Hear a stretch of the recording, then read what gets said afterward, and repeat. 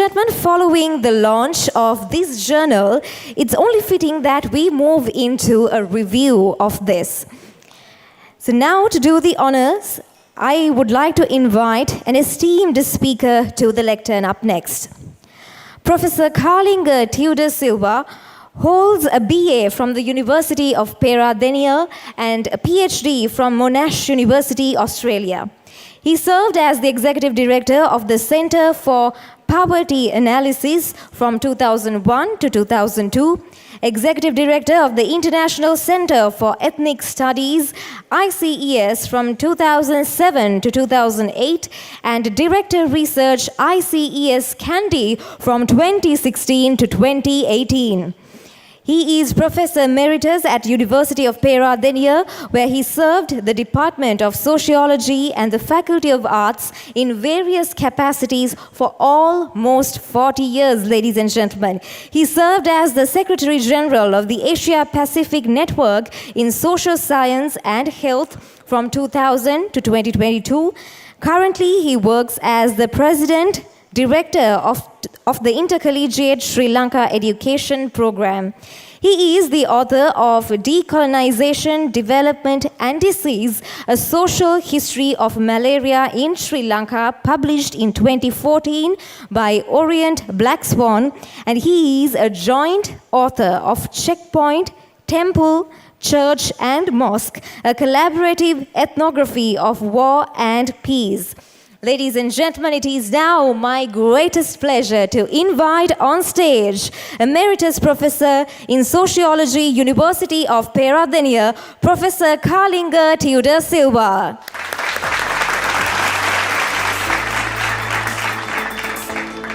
Good morning, everyone, distinguished invitees and participants. I'm very happy to be involved in this event for a number of reasons. But most of all, my job is to basically give you a brief introduction about the content of the journal just released, okay? So that not only you will get a free copy of this publication, but you will read it and use what you learn in your practice and maybe whatever you do in your life. I have prepared a very short PowerPoint presentation, but after watching the proceedings, I was a bit hesitant because I don't know at what point it will collapse. At that point, please don't ask any questions from me. Okay, so the aims and objectives of this journal is very much specialized, very much mentioned in this page. So I will not go into it in detail. This is a very interesting and very useful collection covering different topics. I think there is a total of about 8 or 9 articles of different kinds.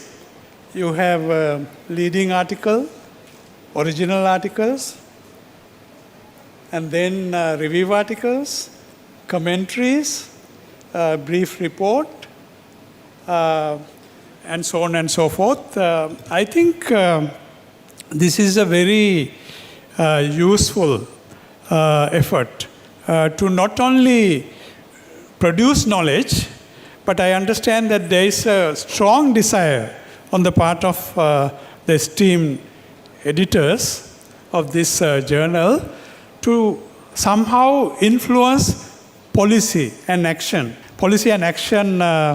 relating to reproductive health.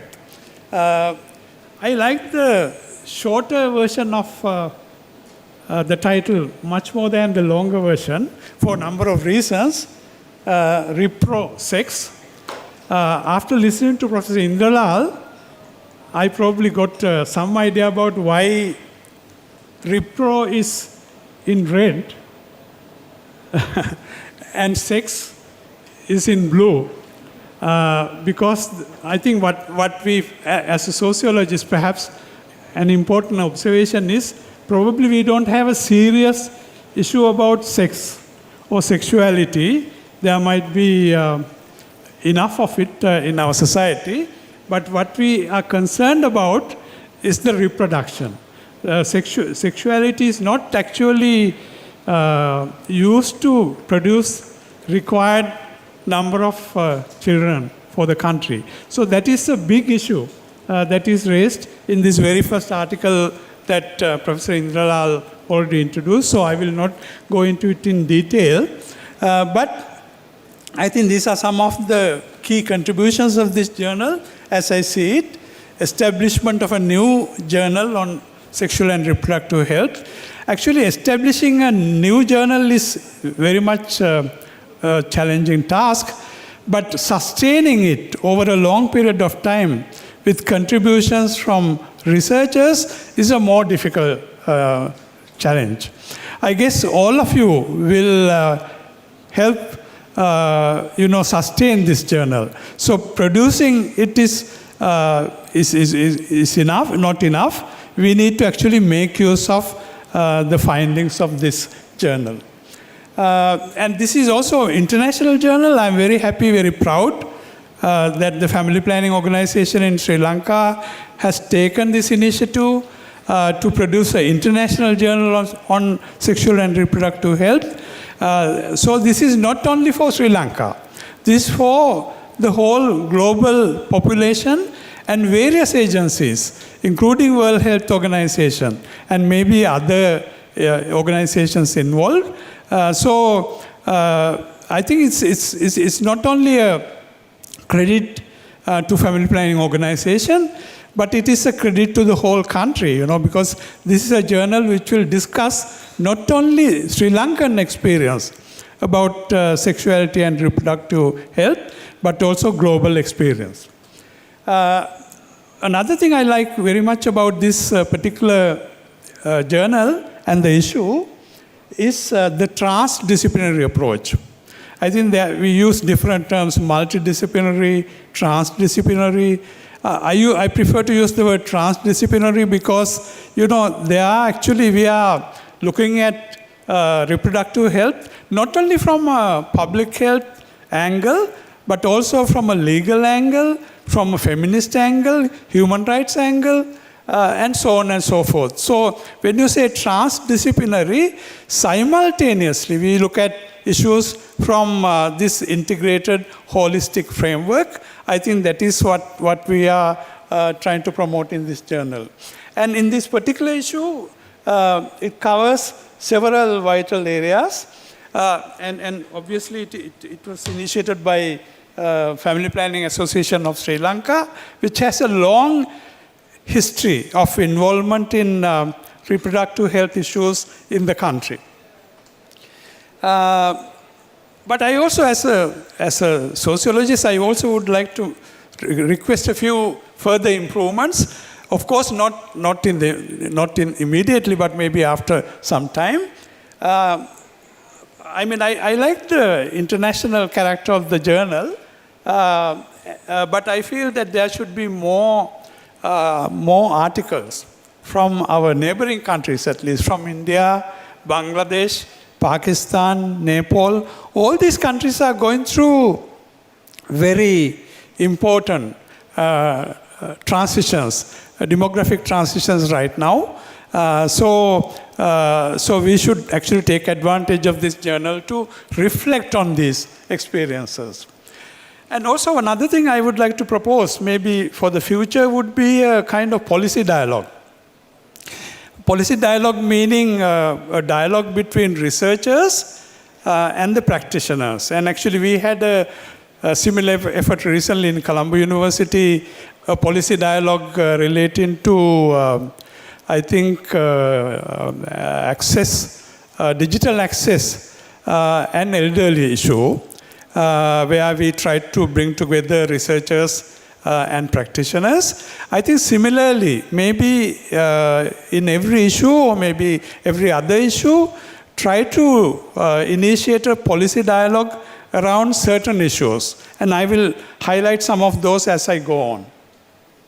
And then thematic issues, maybe another one. Actually, the issue that Professor Indralal raised, about ultra low fertility may be a useful theme, looking at different countries, different experiences. And as I was listening to Professor Indralal, one thing that came to my mind is that, in Sri Lanka, a lot of people are moving out of the country right now for various reasons. So how do we factor that into these estimates and trends? We may be losing fertility in our country, but maybe we are contributing to fertility in other countries like Australia, where, of course, they are now trying to get rid of, people from other countries. But that is something that we should explore. So thematic issue around that will be useful. And invited articles on popular topics from researchers in Sri Lanka and outside will be useful. Brief review of, actually I have changed my plan a little bit because Professor Indral already presented his paper. So I want to touch on three articles, only two listed here, but three important articles in this volume 1, issue 1. One is a comparative study of reproductive autonomy of rape services in Sri Lanka. Rape survivors in Sri Lanka. This is by, I guess, a legal expert looking at the legal dimension of basically, the rape victims. And the authors tend to argue that we should perhaps liberalize the opportunities for the artificial ending of fertility. And it's a very, very interesting, very useful article. But here, actually, we know about this particular issue. There are diverse opinions in the country among different people. I think 2 or 3 times they tried to bring in new legislation that will, in some ways, make it easier for people to go for abortion. But it was not successful for a variety of reasons. At the moment, as the article elaborates, only under one condition this is allowed. But the article basically says that there are many other reasons we should consider seriously. So this is an issue that we should address collectively as a country, policymakers in different fields. So there should be an open discussion about it. Maybe this journal can be a useful forum where this open discussion can be initiated in a non-biased kind of manner, using facts and information from different fields. So this is something that I like to suggest, maybe for future consideration. Another interesting article in this journal is increase in contraception among girls under 18 after 14 years of substantial and steady decline in England and Wales. It's a wake-up call to UK government and a warning to governments in low and middle income countries. So this is a little bit different from what Professor Indralal mentioned. There is increase in contraception among girls, underage girls, in particular countries. And this is called teenage pregnancy in many circles. Actually in England and Wales, they have actually brought this down to a particular level, and then all of a sudden there was a sudden increase. Okay, so fertility trends are changing sometimes due to various reasons, internal, external, and what this author tries to argue is that there is a need for, firstly, there's a global dimension. England and Wales, they have already produced a lot of information about this trend, but it has implications not only for England and Wales, but also the so-called low and middle income countries. So there is a kind of global issue addressed in this particular article. And the other article I want to briefly touch on is a commentary, Medicine, Patriarchy, and the Ongoing Impact on Sexual and Reproductive Health Rights. So this is an interesting article which might be of interest to medical practitioners here, as well as obviously others. This article argues that there is a kind of gender dimension of health services in our country. Gender dimension and also patriarchy. Of course, the article, this is by an Indian author. So it's interesting. And the author says that actually it's a critique of medicine, okay? Which I think is necessary even in our country. We obviously, medicine is very important for all of us, but we have to reflect on it.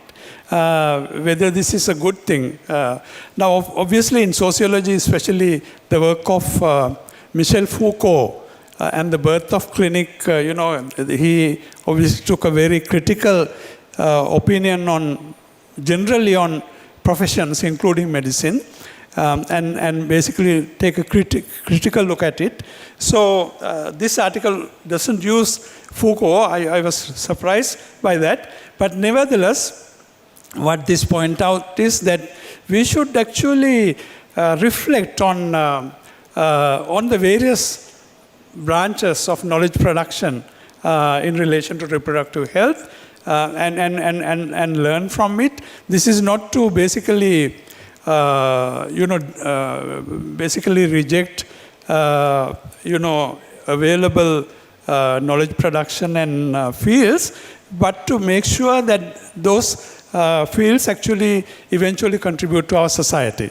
They have to be useful to society. They have to be useful to them, to the practitioners, but also to society. So this is an issue that perhaps I want to raise in commenting on this particular issue. I don't want to take too much time. I know we are already behind schedule, but let me congratulate the journal, editorial board in particular, for bringing out this journal on time. And let us hope that it will continue and it will make a real difference in terms of reproductive health and health in general in our country. Thank you very much.